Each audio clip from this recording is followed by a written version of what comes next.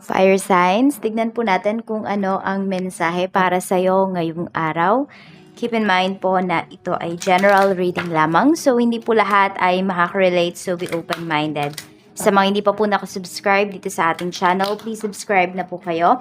And palike na din po ng ating video. At sa mga nais naman pong mag-avail ng ating private readings, Lucky Stones and Amulet, makikita nyo po yung link sa description box below. Tarot Intentions by Aliana Reyes.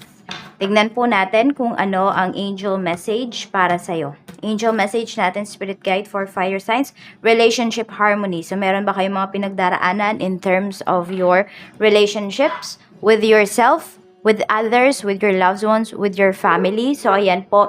Sabi sa inyo dito ni Archangel Raguel, we angels are opening the hearts of everyone involved. Arguments and conflicts are being resolved now.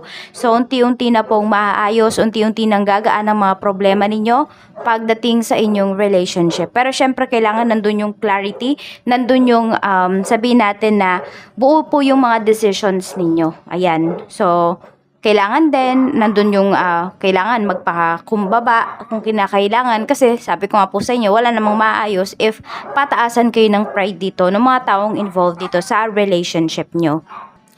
Tignan po natin kung ano pa ang mensahe. Okay, so blessings po. Ano po ang blessings natin, spirit guide for fire signs? Okay, relationship harmony. Unti-unti nang magkakaayos, unti-unti na kayo magkakaintindihan nitong person mo or ng mga taong involved po dito sa inyong relationship. Tignan natin. Spirit guide, magkakaroon kayo ng isang desisyon lamang. Tignan po natin. Okay, yung mga hindi po magstay sa life ninyo, so yan po ay mga karmic person sa life ninyo.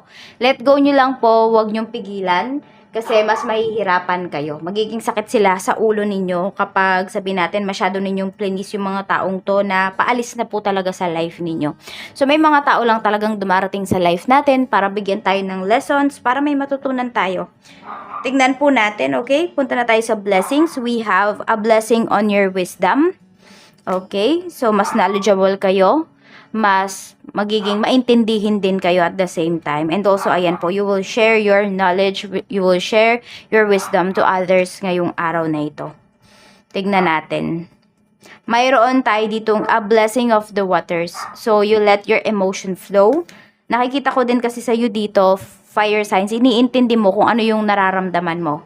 So, iniintindi mo yung sarili mo, which is good. Kasi minsan, di ba, may mga nararamdaman tayo na sinasantabi natin, tapos pag hinarap natin, sobrang laki na.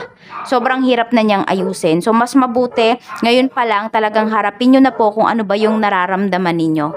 Meron tayo ditong a blessing for good work. So, ayan, mukhang magfo-focus kayo ngayong araw na ito pagdating sa inyong trabaho. So, ayan po, very good kayo dito. Mabibigyan kayo ng bonus for some of you. Mapapraise kayo. So, parang iba naman kung hindi man po kayo mabigyan ng, yun nga, ng salary increase, ng bonus. Pwede po na, alam mo yung matutuwa yung mga boss mo, matutuwa yung mga taong makakakita sa work mo, ma-appreciate ka nila. So parang yun pa lang, fire signs, bayad na. Ayan na. Basta magiging masaya po yung puso mo dito.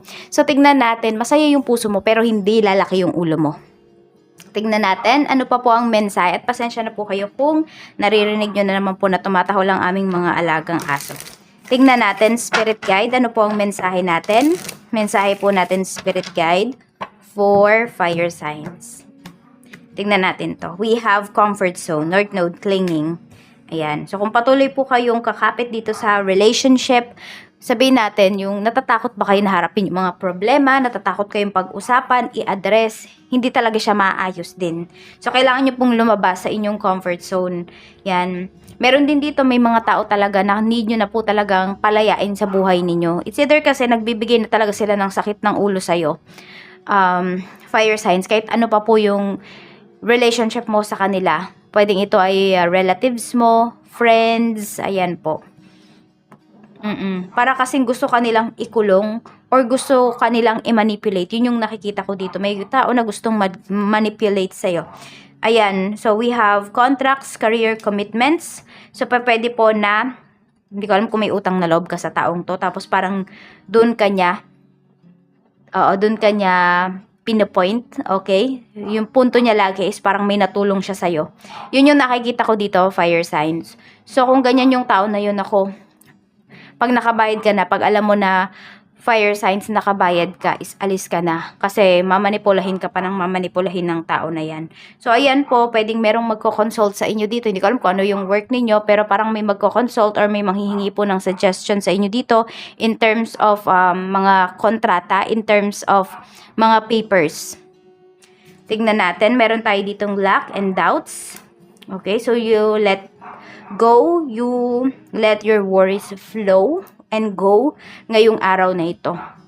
So, baka meron kayo dito mga doubts pagdating sa mga kontrata. So, baka kayo yung mag-a-ask ng help, parang ganon. Kayo magkakonsulta, ayun. Meron tayo ditong communication, travel, messages. So, ayan, meron tayong a blessing of the waters, hindi ba? Tapos, meron tayong good work. So, meron ticket yung ibibigay sa inyo. May mag-vacation ba dito? So, ayan po, baka payagan po kayo na mag-vacation. Depende na lang yan sa usapan po ninyo ng mga boss mo. Fire signs. Pero, ayan, pwede rin na may matatanggap kayo na mensahe. Tapos, yung mensahe na to, medyo mapapaisip po talaga kayo. So, pwedeng may laman talaga yung mensahe na pinadala sa'yo. Parang, you read between the lines. So, parang hindi kasi talaga siya, parang hindi direct kasi yung pagsasabi sa'yo, fire signs, nung message na marireceive mo. Parang kailangan mo pa siyang pag-isipan kung ano ba talaga yung meaning nun. Ano ba to? Sarcastic ba to? Yung pagkakasabi ng tao na yon? Ano ba yung hidden message doon sa sinabi niya? Meron tayo ditong guilt. Okay, may nagigilty pala. Pwedeng may umaamin sa'yo dito na nagkamali siya.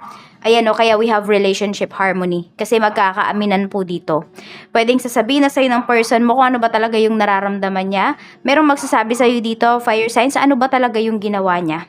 Ayan po, aamin na sa'yo. May aamin. May big revelation ngayong araw na ito.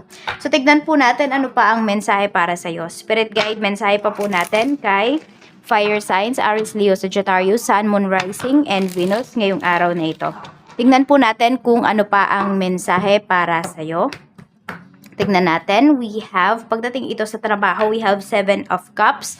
Medyo madami kayong trabaho talaga, pero sabi ko nga sa inyo, pwedeng very good kayo dito, mape-praise kayo kasi kahit sobrang daming trabaho, nagawa nyo pa rin siya ng maayos at talaga pong pulido yung gawa ninyo. Yan. Pwede rin na meron dito, pinapalabas na kayo sa comfort zone ninyo. May mga binibigay yatang project sa inyo, fire signs, na sabihin natin na hindi nyo talaga siya gamay, mga ngapa talaga kayo. Pero kasi, ito, isa sa mga ways po para mag-grow kayo dyan sa inyong career. Yan, pwede rin may mga offer po sa inyo, may mga good offers, ayan, syempre may bad offer din. So, pag-isipan nyo pong mabuti kung ano ba yung pipiliin nyo dyan.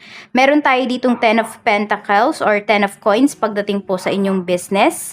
Ayan, so paganda po ng paganda yung sales ninyo. Ngayon, kotang-kota po kayo. Fire signs pagdating dito sa inyong business. Tapos, pwede rin na may mga, may kontrata or sabihin natin may magbabayad ka agad.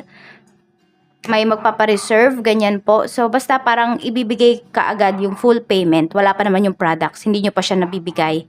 Pero napakalaki po nung tiwala. Alam mo yung stability, yung dignity, yung integrity ng business po ninyo. Ayan po. Na-build nyo talaga siya over time.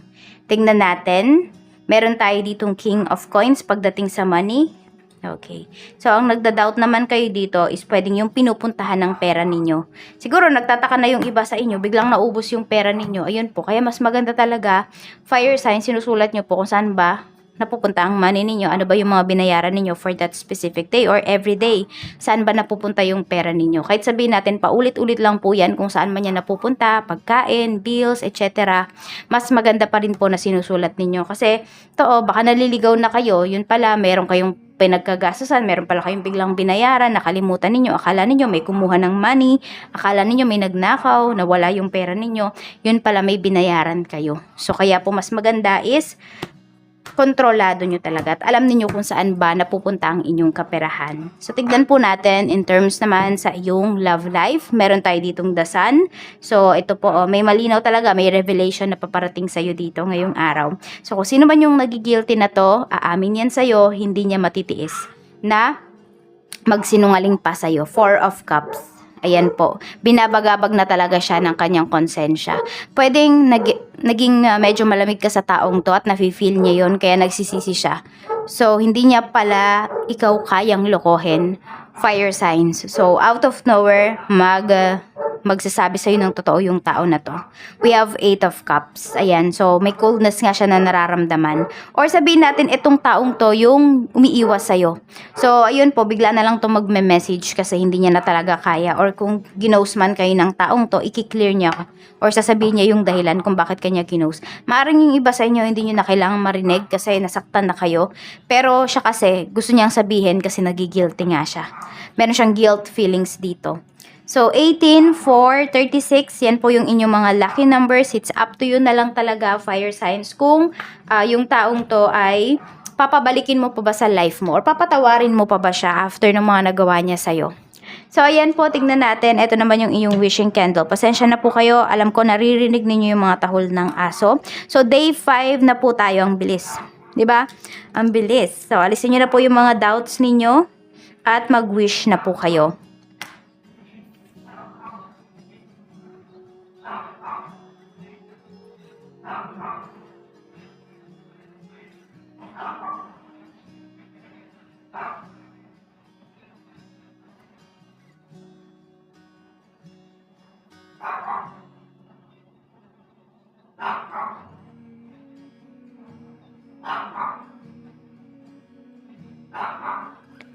Seal na po natin ang wishes mo.